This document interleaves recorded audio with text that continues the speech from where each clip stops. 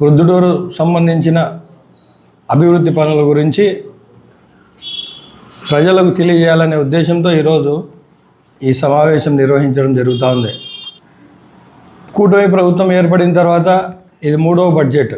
ఈ బడ్జెట్లో ప్రొద్దుటూరుకు సంబంధించి ఎటువంటి కేటాయింపులు లేకపోవడం చాలా దురదృష్టకరం. కేవలం ఒక యునాని కాలేజ్ మంజూరైందని చెప్పి దాని గురించి పెద్ద రభస జరుగుతుంది.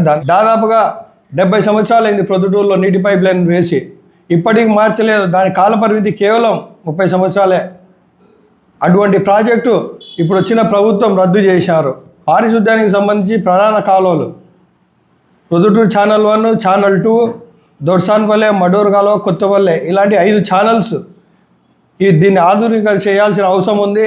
ప్రజలు దోమల వలన దీంట్లో ఇక్కడ నుంచి వస్తున్న దుర్వాసన వల్ల ప్రజలకు ఎంతో ఇబ్బంది జరుగుతూ ఉంది. దీన్ని డెవలప్ చేయాలనే ఉద్దేశంతో చేయడం జరిగింది. కానీ ఈరోజు దాన్ని ఊసేలేదు.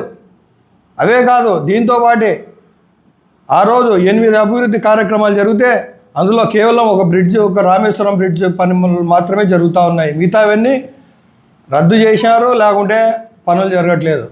ప్రొద్దుటూరు ఎమ్మెల్యే నంద్యాల వరదరాజరెడ్డి గారికి కాంగ్రెస్ పార్టీ తరఫున మేము సూటిగా ప్రశ్నిస్తూ ఉన్నాము.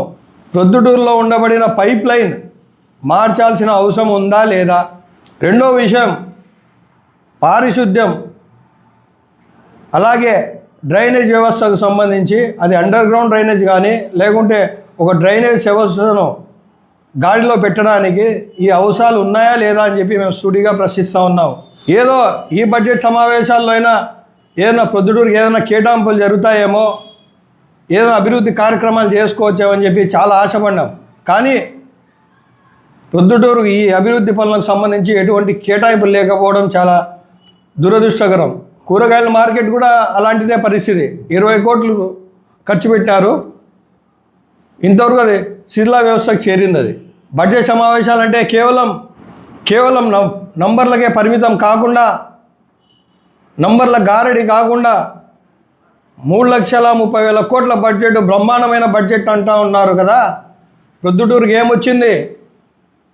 ప్రొద్దుటూరు ప్రజల దౌర్భాగ్య స్థితి ఏంటంటే ఈరోజు మంచినీళ్ళు కూడా తాగడానికి అదృష్టం లేదు.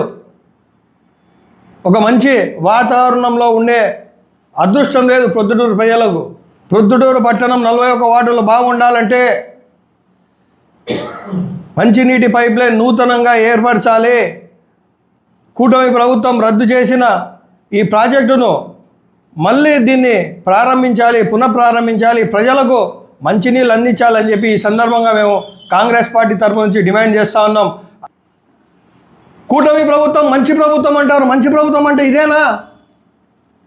ఎంతమంది ఎన్ని విధాలుగా అవస్థలు పడుతూ ఉన్నారో వచ్చి చూస్తే తెలుస్తుంది. అలాగే యునాని కాలేజ్ గురించి కూడా చర్చ జరుగుతుంది ఇక్కడ ప్రొద్దుటూరులో. యునాని కాలేజ్ అవసరం లేదని ఒక ఆయన, ఇంకొకరేమో ఇది బృహత్తరమైన కార్యక్రమము, ఇది ఎంతో పెద్ద యూనివర్సిటీ అని చెప్పుకుంటా ఉన్నారు.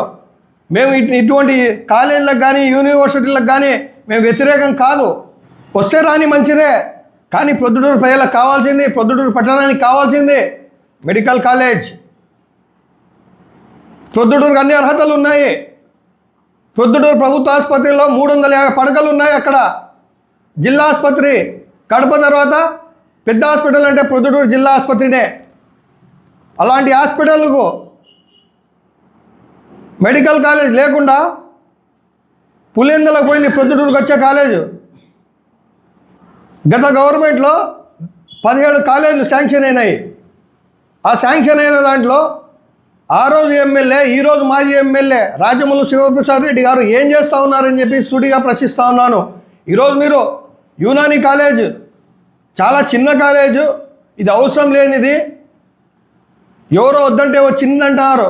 సరే, మీరేం చేసినారు?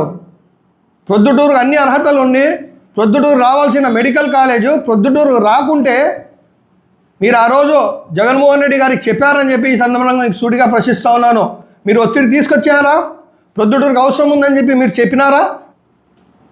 మీకేనా? ఎందుకంటే మీకు ఒకరికి సంతోషమే.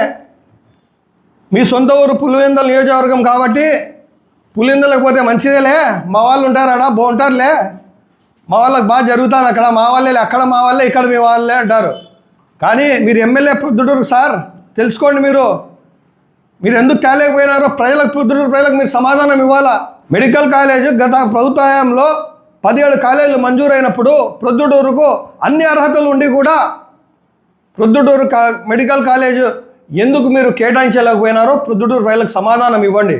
అదేవిధంగా ఇప్పుడు ఉండబడిన ఎమ్మెల్యే గారైనా కేవలం దీంతో సరిపెట్టకుండా ఇలాంటి ఎన్నో కాలేజీలు రావాలా, మెడికల్ కాలేజ్ రావాలా, పరిశ్రమలు రావాలా, ప్రజలకు యువతకు ఉపాధి కలిగించే పరిశ్రమలు రావాలా ప్రొద్దుటూరుకు, ఈ దిశగా మీరు ప్రయత్నించాలని చెప్పేసి, మరీ ముఖ్యంగా ఇప్పుడైనా మించిపోయింది లేదు, ఇప్పుడైనా అసెంబ్లీలో వెళ్ళి మాట్లాడండి.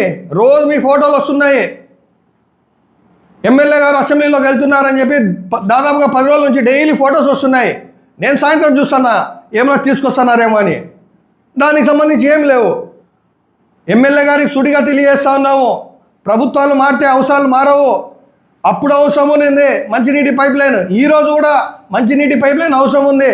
ఆ రోజు కూడా పారిశుద్ధ్యం అదుపులో పెట్టాల్సిన అవసరం ఉంది, ఈరోజు కూడా పారిశుద్ధ్యాన్ని అదుపులో ఉంచే అవసరం ఈరోజు కూడా ఉంది.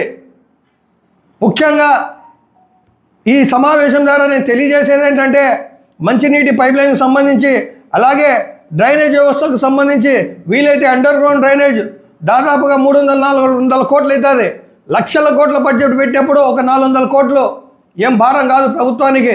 ఈ సందర్భంగా మేము డిమాండ్ చేస్తూ ఉన్నాము, ఇప్పుడైనా ఎమ్మెల్యే గారు దీని మీద అసెంబ్లీలో ప్రస్తావించి దీనికి సంబంధించిన అవసరమైన నిధులు మీరు విడుదల చేసే విధంగా మీరు మాట్లాడాలని చెప్పి ప్రొద్దుటూరు అవసరాలని తెలియజేయాలని అసెంబ్లీలో తెలియజేస్తూ ఉన్నాము.